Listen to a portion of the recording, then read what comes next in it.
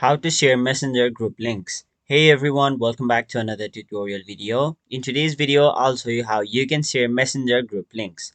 So to share messenger group links, you won't be able to do it through the messenger app. So you'll have to do it through your browser. Now you can do this process from both your mobile device as well as your desktop or your PC.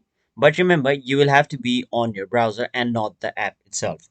So once you're on the browser, as you can see, I'm on this group right over here, which is named Demo Guys. So if you want to share the link of this group, if you tap on these three dots and then go anywhere, you won't find the option on how you can share links. So what you'll have to do is simply copy this link right over here on top. Simply copy it. After that, you can simply send it to someone you want. And there you have it. So that is basically how you share messenger group links on Messenger. That was it for this video. Hope this video was helpful to you guys. And if it was, make sure you like this video and subscribe to our channel so that you don't miss out on further videos such as these.